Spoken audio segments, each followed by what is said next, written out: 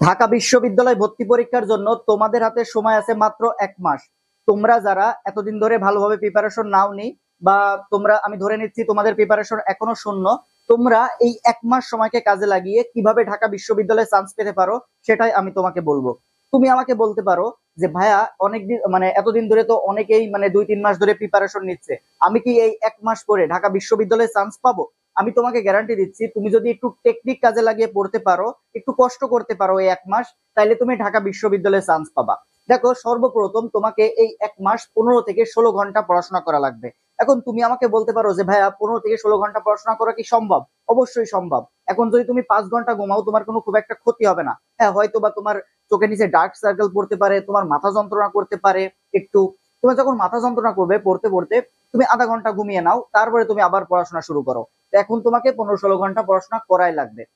দেখো, আমার কিন্তু এখন সেমিস্টার ফাইনাল চলতেছে ইউনিভার্সিটিতে। আমি কিন্তু এখন মোটামুটি 5 ঘন্টার মতো ঘুমাচ্ছি আর বাকি সময় পড়াশোনা করতেছি, কারণ আমি জানি যে আমার যখন সেমিস্টার ফাইনাল শেষ হয়ে যাবে তখন আমি 10-12 ঘন্টা ঘুমাইলেও আমার কোনো সমস্যা নেই। এক্স্যাক্টলি তোমার যখন বিশ্ববিদ্যালয়ে ভর্তি পরীক্ষা শেষ হয়ে যাবে তখন তুমি যদি মনে করো যে 10-12 ঘন্টা ঘুমাও, তাহলে কিন্তু তোমার সমস্যা নেই, তখন যখন ইচ্ছা যত ইচ্ছা তখন ঘুমাইতে পারবা। কিন্তু এখন তুমি যদি একটু কষ্ট করো, একটু মাত্র 5 ঘন্টা ঘুমাও, তাইলে কিন্তু তুমি আহ 15-16 ঘন্টা পড়াশোনা করো, তাহলে কিন্তু ঢাকা বিশ্ববিদ্যালয়ে তুমি চান্স পাবা। সেজন্য তোমাকে এখন 15 থেকে 16 ঘন্টা পড়াশোনা করা লাগবে।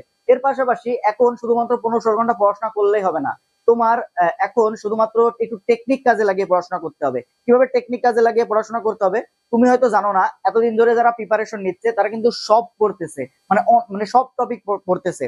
আর এখন তুমি যেই কাজটা করবা, শুধুমাত্র সিলেক্টেড টপিক পড়বা। মানে এতদিন যারা প্রিপারেশন নিচ্ছে তারা সব পড়তেছে, তুমি কি করবা? শুধুমাত্র সিলেক্টেড টপিক পড়বা। তুমি অল্প পড়ো, কিন্তু তুমি মানে ধারাবাহিক ভাবে এই সিলেক্টেড টপিক গুলো পড়ো, তুমি এর মধ্যে থেকেই কমন পাবা। দেখা যাচ্ছে ঢাকা বিশ্ববিদ্যালয়ে বাংলার জন্য সিলেক্টেড টপিক আছে 15টি, 10টি, সরি, বাংলার জন্য সিলেক্টেড টপিক আছে 10টি, ইংরেজির জন্য সিলেক্টেড টপিক আছে 10টির মতো, তোমার সাধারণ জ্ঞানের জন্য সিলেক্টেড টপিক আছে 15টির মতো। এই সিলেক্টেড টপিক গুলো যদি তুমি পড়ো তাহলে এর মধ্যে থেকেই তুমি কমন পাবা। এছাড়াও তোমার আরেকটি কাজ করতে হবে, বিগত বছরের প্রশ্নগুলো একটু মানে বারবার প্র্যাকটিস করতে হবে এই 1 মাস। কারণ তোমার এই বছর তোমার বিশ্ববিদ্যালয় ভর্তি পরীক্ষা আগায় আসতেছে।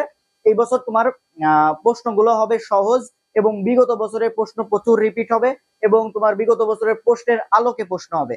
এই বছর তুমি সিলেক্টেড মানে এই 1 মাস তুমি সিলেক্টেড টপিক গুলো পড়ো, বাংলার জন্য, ইংরেজির জন্য, সাধারণ জ্ঞানের জন্য যে সিলেক্টেড টপিক গুলো তোমার ঢাকা বিশ্ববিদ্যালয়ে বারবার আসে, সেই সিলেক্টেড টপিক গুলো পড়ো, এবং তুমি হচ্ছে বিগত বছরের প্রশ্নগুলো প্র্যাকটিস করো। এখন তুমি আমাকে বলতে পারো যে ভাইয়া সিলেক্টেড টপিক কোনগুলা? আমি সিলেক্টেড টপিক বাংলা এবং ইংরেজির জন্য দিয়েছি আগের ভিডিওতে, তুমি দেখে নিতে পারো সেখান থেকে। এর পাশাপাশি তুমি আমাকে বলতে পারো ভাইয়া সাধারণ জ্ঞানের এত মোটা মোটা বই আমি কিভাবে শেষ করব? দেখো, সাধারণ জ্ঞানের তুমি এখন শুধুমাত্র এই 15টা সিলেক্টেড টপিক পড়ো, এবং এর বাইরে তুমি যখন ফাইনাল সাজেশন বের হবে, তুমি 25 দিন আগে বিশ্ববিদ্যালয় ভর্তি পরীক্ষার ওই ফাইনাল সাজেশন পড়ে যাবা, তাহলে তোমার হয়ে যাবে। ওই ফাইনাল সাজেশন থেকে 20 থেকে 25 মার্ক কমন থাকে। একদম চিকন একটা বই, এবং 100 মোটামুটি 20-30 পেজের মতো, 120-30 পেজ তুমি শেষ করে ফেলতে পারবা 15-20 দিনের মধ্যে। এর পাশাপাশি তোমাদের কিছু মেমোরাইজিং পার্ট আছে, এগুলো শুধুমাত্র বিগত বছরের প্রশ্ন পড়ো, এখন আর সব পড়ার দরকার নেই। দেখা যাচ্ছে বাংলার জন্য তোমার পারিভাষিক, বাগধারা, সমার্থক শব্দ, বিপরীত শব্দ, এক কথায় প্রকাশ থেকে ঢাকা বিশ্ববিদ্যালয় সহ যে কোনো বিশ্ববিদ্যালয় ভর্তি পরীক্ষায় প্রশ্ন আসে।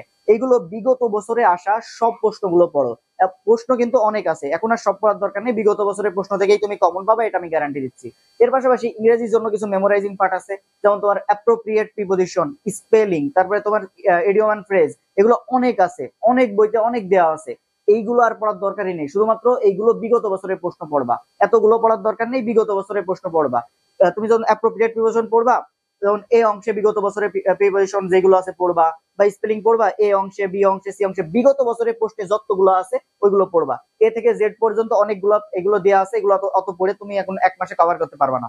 এর পাশাপাশি তোমার সিনোনিম অ্যান্টোনিম এত তোমার পড়ার দরকার নেই এখন, কারণ এখন 1 মাসে তুমি সিনোনিম অ্যান্টোনিম পড়তে পারবা না। আর গ্রুপ ভার্ব তুমি মনে রাখতে পারবা না, গ্রুপ ভার্ব মানে তোমার মনে থাকে না এগুলো, আসলে গ্রুপ ভার্ব পড়ার দরকার নেই। সিনোনিম অ্যান্টোনিমের জন্য তুমি যে কাজটা করতে পারো, টেক্সট বুকের গুরুত্বপূর্ণ ওয়ার্ড গুলো তুমি সিনোনিম অ্যান্টোনিম পড়তে পারো। এছাড়াও টেক্সট বুকের যে ওয়ার্ড মিনিং গুলো তোমার জানতে হবে, কারণ এখান থেকে তোমার সেন্টেন্স মেকিং আসে। আমি তোমাকে বলছি রিটেনে কি কি করতে হবে। এইগুলো হলো তোমার এমসিকিউ এর জন্য। তুমি এইভাবে যদি পড়ো, তুমি এমসিকিউ তে এই 1 মাস, তাহলে তুমি এখান থেকে কমন পাবা। বিগত বছরের প্রশ্নগুলো ভালোভাবে প্র্যাকটিস করো। এর পাশাপাশি রিটার্নের জন্য তুমি বাংলার বোর্ড বইটা এইচএসসি তে পড়েছো, তো এই বোর্ড বইটা আরেকটু ভালোভাবে পড়ো। এখান থেকে তুমি প্রাসঙ্গিক কিছু লিখে আসবা, তুমি মার্ক পাবা। এবার হচ্ছে সারাংশ সারমর্ম পড়বা। প্রতিদিন 1 মাস টাইম আছে, প্রতিদিন 2-3টা করে সারাংশ সারমর্ম পড়বা। প্রতিদিন 2-3টা করে সারাংশ সারমর্ম পড়বা। কোথা থেকে পড়বা আমাকে তুমি বলতে পারো, আমি তোমাকে পিডিএফ দেবো, সেখান থেকে পড়লেও কমন পাবা। এর পাশাপাশি তুমি আহ তোমার ইংরেজির শর্ট প্যারাগ্রাফ আসে, শর্ট প্যারাগ্রাফ নিয়ে তোমার অনেক ভয় কাজ করতেছে যে প্যারাগ্রাফ লিখতে দিলে তো পারবো না, ফ্রি হ্যান্ড রাইটিং স্কিলটা অনেক দুর্বল। তো তুমি তোমার ফ্রি হ্যান্ড রাইটিং স্কিল দরকার নেই। প্যারাগ্রাফের জন্য কি দরকার, প্যারাগ্রাফের জন্য যেই প্যারাগ্রাফ আসবে সেই প্যারাগ্রাফ সম্পর্কে ধারণা থাকা দরকার। তার জন্য তোমাকে ব্রেন স্টর্মিং করতে হবে। ব্রেন স্টর্মিংটা কি, যে যেই প্যারাগ্রাফটা আসবে সেই প্যারাগ্রাফ সম্পর্কে আগে থেকেই মানে ব্রেনের মধ্যে তোমার কিছু পয়েন্ট তোমার নিয়ে আসতে হবে, যে এই পয়েন্ট গুলো আমি প্যারাগ্রাফের মধ্যে দেবো।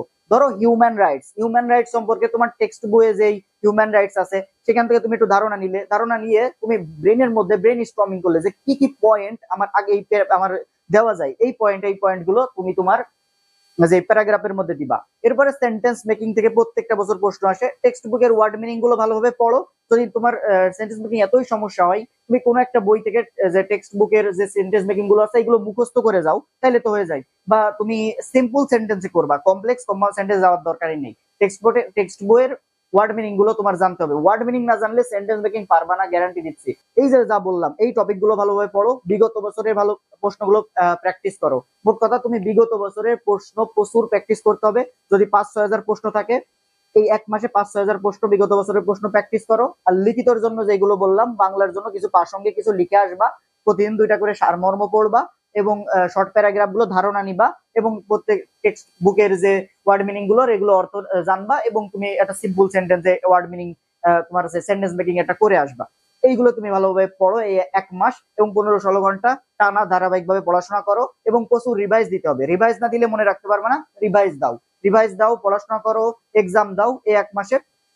তাইলে তুমি ঢাকা বিশ্ববিদ্যালয়ে, আমি গ্যারান্টি দিচ্ছি 1 মাস পরেও তুমি ঢাকা বিশ্ববিদ্যালয়ে চান্স পাবে। দেখা হবে পরবর্তী ভিডিওতে। ততক্ষণ সবাই ভালো থাকো। আসসালামু আলাইকুম।